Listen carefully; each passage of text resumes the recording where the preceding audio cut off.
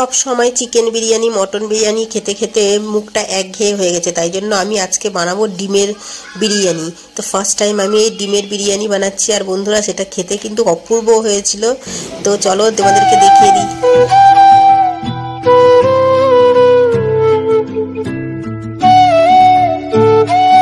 Hello friends, welcome back to my channel miss Bengali ব্লগে তোমাদের সবাইকে জানাই অনেক অনেক স্বাগত আর অনেক অনেক ভালোবাসা। তো বন্ধুরা, আজ আমি তোমাদের সঙ্গে শেয়ার করতে চলেছি মানে এগ বিরিয়ানি। দেখো কত কিছুর বিরিয়ানি হয়, তো আমি কোনোদিন ট্রাই করিনি যে এগ বিরিয়ানি বানানো যায় কিনা। আমি জাস্ট চিকেন বিরিয়ানি বানিয়েছি আর কোনোদিনও বানাইনি।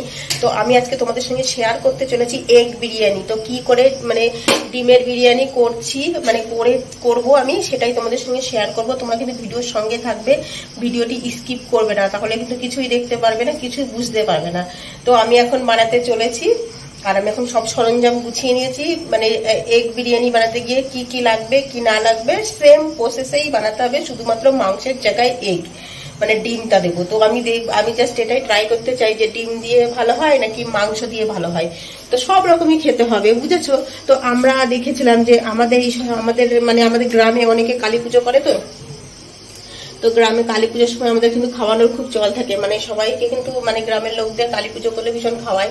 তো বেশিরভাগ লোক কি ফ্রাইড রাইস, তারপরে আলুর দম আর হচ্ছে গিয়ে ডাল এইসব খায়। তো আমি দেখছিলাম একটা বাড়িতে নিরামিষ বিরিয়ানি বানিয়েছিল, মানে বিরিয়ানি সবকিছুই থাকবে, শুধু ভেজ বিরিয়ানি। তো সেটাও বন্ধুরা খুব সুন্দর হয়েছিল। তো সেই থেকে আমি ভাবলাম যে চলো ডিমের বিরিয়ানি বানিয়ে দেখি যে সেটা কিরকম হয়। তো চলো তোমাদের সঙ্গে শেয়ার করবো ডিমের বিরিয়ানি। তোমরা ভিডিওটি দেখো, আর যদি ভালো লাগে তাহলে অবশ্যই কমেন্ট করে বলো, ঠিক আছে? তাহলে চলো আমি রেসিপিটা তৈরি করে নিই, আর কিভাবে বানাচ্ছি সেটাও তোমাদের সঙ্গে দেখো। চলো তো বন্ধুরা, বিরিয়ানি বানানোর জন্য কিন্তু বিরিয়ানি চাল কিনতে পাওয়া যায়। বাজারে যাবে তোমরা, বিরিয়ানি চাল কিনে নিয়ে আসবে। বিরিয়ানি চাল বললেই দিয়ে দেবে। সব চালে কিন্তু বিরিয়ানি রান্না করা যাবে না। তো চালটাকে 2-3 ঘন্টা আগে কিন্তু ভিজিয়ে রাখতে হবে। তো আমি রান্না করার 2-3 ঘন্টা আগে চালটাকে ভিজিয়ে রাখছি। এমনি একটু জল দিয়ে ভিজিয়ে রাখছি। আমি এখনো পরিষ্কার করে ধুইনি, পরে পরিষ্কার করে ধুয়ে নেব। আর এখানে আছে আমার এই যে ডিমে কারিটা বানানোর জন্য, এখানে আছে 10টা ডিম। আমি যেহেতু 10টা ডিম এনে রেখেছি, কারণ বাই চান্স যদি ভেঙে টেঙে যায় সেই জন্য। আর যেহেতু মাংস নেই, ডিম তো লাগবেই, একটার জায়গায় 2টো লাগবে। তো এই চালটা ভিজানো থাক, প্রায় 3 ঘন্টার জন্য আমি এটাকে রেখে দিয়েছি ভিজবে বলে।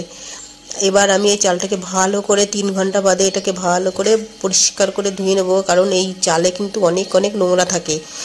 এই জন্য এটাকে অনেকবার ধুতে হয়, ধুয়ে একদম পরিষ্কার করে নিতে হবে। আমার চালটা কিন্তু অনেকবার করেই আমি জল পাল্টে পাল্টে ধুয়ে নিলাম, একদম পরিষ্কার করে নিয়েছি। এবার আমি এই চালটাকে বসিয়ে দেবো। যেহেতু আমার হচ্ছে গিয়ে আগেই ভিজিয়ে রেখেছিলাম, দেখো আমি এর মধ্যে জল দিলাম। হচ্ছে গিয়ে বড় হাঁড়িটাই বসাবো, কারণ একটার সঙ্গে একটা ভাত যাতে লেগে না যায়, লেগে গেলে কিন্তু মুশকিল হবে। আর আমি হচ্ছে গিয়ে একবারে লবণটা দিয়ে দিই, তাহলে আর আমাকে আলাদাভাবে কখনো লবণটা অ্যাড করতে হবে না।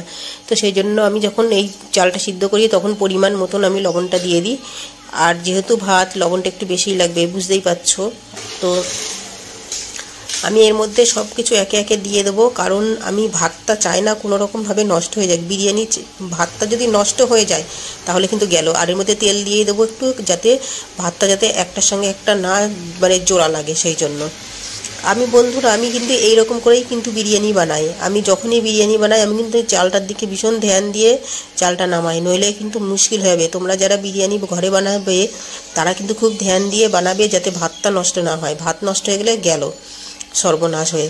আর আমি এখানে যতক্ষণ যতক্ষণ এই জলটা ফুটতে লাগবে ততক্ষণ আমি এখানে ডিমগুলি দিয়ে দেবো একে একে, কারণ ডিমগুলিও তো সিদ্ধ হবে। তো একে একে ডিমগুলিও সিদ্ধ হয়ে যাবে, তাহলে আমার এই ডিমের ঝোলটা তো আমার রেডি করতে হবে। আমি কোনোদিন আমি ডিমের বিরিয়ানি বানাইনি, জাস্ট এই ফার্স্ট টাইম আমি এই ডিমের বিরিয়ানিটা বানাবো।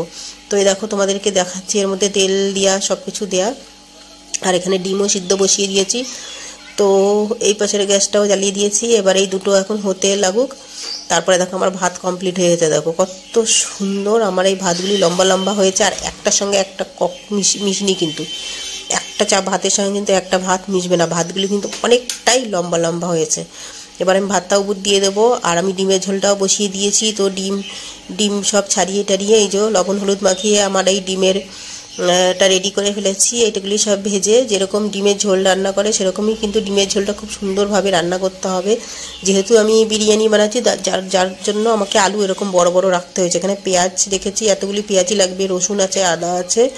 আর দেখো ডিমের কারিটা আমি এরকম করেই বানিয়েছি, মাংসর মতো একদম, যেরকম মাংস যেরকম রান্না করে শুধু মাংসর বদলে থাকবে ডিম। এখানে পেঁয়াজ ভেজে রেখেছি। যখন আমার এখানে বিরিয়ানি মশলা আছে সব রকমের। তো আমার ভাতটা রেডি হয়ে গেছে। আর আমার ডিমের ঝোলটাও দেখো কত সুন্দর হয়েছে, এত সুন্দর করে ডিমের ঝোলটা বানিয়েছি। আর এগুলো সব এখন আমি এই ভাতের মধ্যে অ্যাড করব। তো আমি এক হাতে মোবাইলের করছিলাম বলে আর এক হাতে ঘর বাড়ি সব পরিষ্কার করছিলাম। তো এই দেখো আমার সব অ্যাড করা হয়ে গেছে। এখন এটাকে আমার একটু ভাপে দিতে হবে বন্ধুরা। এটাকে একটু ভাপে দিয়ে আমার কিন্তু হয়ে গেছে বিরিয়ানি। দেখো আমার কিন্তু ডিমের বিরিয়ানি কিন্তু রেডি হয়ে গেছে। তো আমার ডিমের বিরিয়ানি রেসিপিটা স্পেশাল আর কি। বিরিয়ানি রেসিপিটা কেমন লাগলো তোমাদেরকে কিন্তু অবশ্যই জানাবে। আমি আশা করি এটা কিন্তু মাংসর থেকে কম খারাপ খেতে হবে না, মানে মাংসর তুলনায় কিন্তু এটাও কিন্তু খুব ভালো হয়েছে, কারণ গন্ধটা খুব সুন্দর বেরোচ্ছিল, জানো না, দারুণ গন্ধ বেরোচ্ছিল। আর আমি আর আমার বর এখন খেতে বসে গেছি। তো বন্ধুরা আমি কিন্তু তোমাদের সঙ্গে শেয়ার করেছি যে আমি মানে এগ বিরিয়ানিটা কিভাবে বানিয়েছি সেটাই তোমাদের সঙ্গে শেয়ার করছি। যদি ভিডিওটি ভালো লেগে থাকে তাহলে অবশ্যই একটা লাইক করবে আর কমেন্ট করে জানাবে কিরকম হয়েছে। তাহলে বন্ধুরা টাটা বাই বাই, আবার দেখাবে অন্য নেক্সট কোনো ব্লগে। ততক্ষণের জন্য টাটা বাই বাই, ভালো থেকো, সুস্থ থেকো, টাটা।